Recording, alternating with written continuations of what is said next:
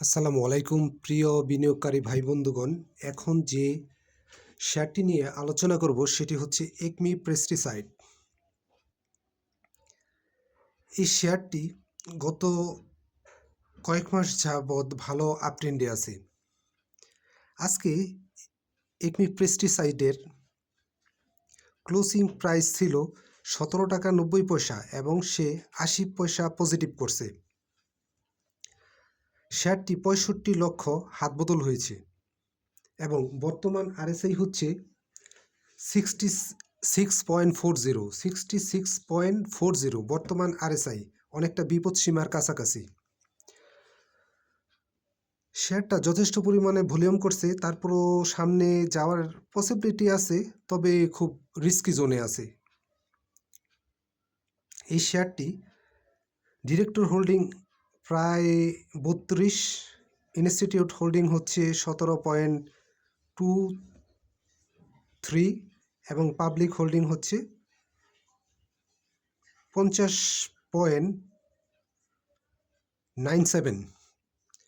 তবে আজকে যে পরিমাণ ভলিউম করে ফেলছে, এটা মোটামুটি বলা যায় যে ভালো একটা ভলিউম করে ফেলেছে। 65 লক্ষ একেবারে হালকাভাবে নেওয়ার সুযোগ নেই।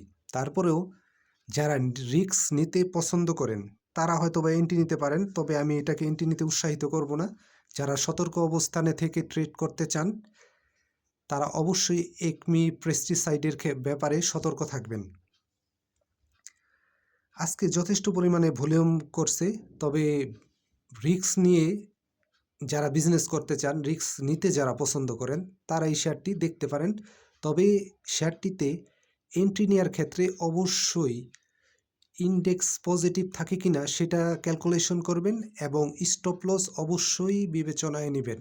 আমি আবারও বলি, স্টপ লস অবশ্যই বিবেচনায় নেবেন।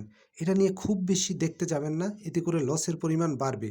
যদি এটা আপ ট্রেন্ডে যায় তো ভালো, আর যেও যদি থেমে যায় বা ডাউন ট্রেন্ডে চলে আসে তাহলে আপনার স্টপ লস বিবেচনা করে স্টপ লস নিয়ে নিতে হবে।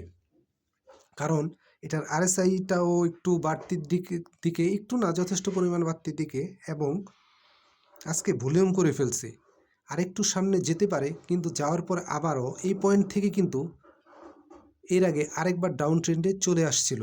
এবং শেষ ব্যক্তি যাতে আপনি না হন যে এন্ট্রি নিয়ে এই পয়েন্টটার ভিতরে ব্লক হয়ে থাকেন।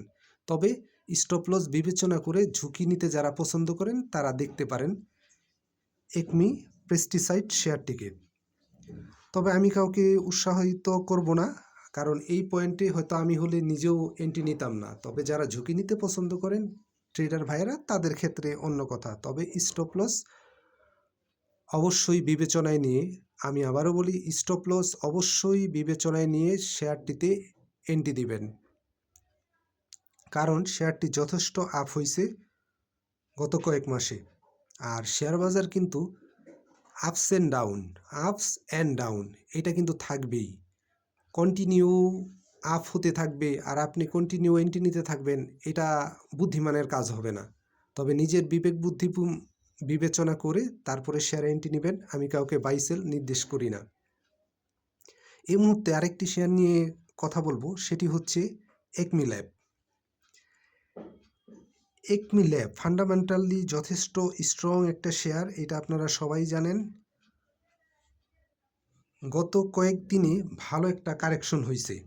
আমি আবারও বলছি, গত কয়েকদিনে একমি ল্যাব ভালো একটা কারেকশন হয়েছে। আজকে ইন্ডেক্সের সাথে সাথে শেয়ারটা ভালো একটা মুভমেন্ট দেখাইছে এবং আগামী দিনে শেয়ারটা ভালো করবে।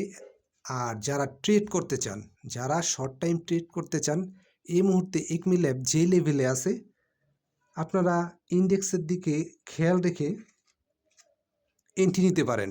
আর শেয়ারটির আরএসআই যথেষ্ট বাড়ার সুযোগ আছে এবং গত কয়েকদিনে ভালো একটা কারেকশন হয়েছে। আর যেহেতু ফান্ডামেন্টাল শেয়ার, আপনি যদি ট্রেড করতে গিয়ে যদি বের হতে নাও পারেন, তবে সেক্ষেত্রে আপনার খুব বেশি লসের কিছু নাই। এটা সামনে যাবে, এটা আপ হবে, এটা ফান্ডামেন্টাল যথেষ্ট স্ট্রং। আর যারা ধরে রাখতে চান তারাও শেয়ারটিকে দেখতে পারেন এবং যথেষ্ট ফান্ডামেন্টাল স্ট্রং এবং খুব পরিচিত ধন্য একটা প্রতিষ্ঠান, ফার্মাসিউটিক্যাল সেক্টরে একটা শেয়ার। আর শর্ট টাইম প্রফিট গেইন করার জন্য এই মুহূর্তে শেয়ারটি বিবেচনা করা যেতে পারে। আমি আবারও বলছি, শর্ট টাইম প্রফিটের জন্য একমি ল্যাবকে বিবেচনা করা যেতে পারে।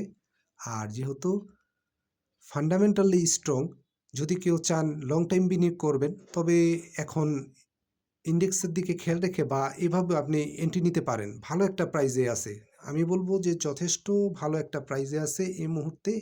একমি ল্যাবটাকে আপনারা বিবেচনা করতে পারেন। আর এবছর শেয়ারটি কিন্তু ভালো একটা ডিভিডেন্ড দিয়েছে, এটা আপনারা জানেন। তো যদি কেউ চান, কোনো ভাই যদি শর্ট টাইমে ট্রেড নিতে শর্ট টাইম প্রফিট নিতে চান, তাও এই মুহূর্তে একমি ল্যাবকে বিবেচনা করা যেতে পারে। আর যদি লং টাইম ইনভেস্টমেন্ট করতে চান, সেক্ষেত্রেও একমি ল্যাবের কোনো বিকল্প নেই। আমি কাউকে বাইসেল করতে নির্দেশ করি না, বাইসেল নিজ দায়িত্বে করবেন। আর নিজের পুঁজিকে নিরাপদে রাখুন, অন্যের কথায় প্রভাবিত হয়েও শেয়ার বাইসেল করবেন না। নিজে নিরাপদে থাকুন, আপনার পুঁজিকে নিরাপদে রাখুন। ধন্যবাদ।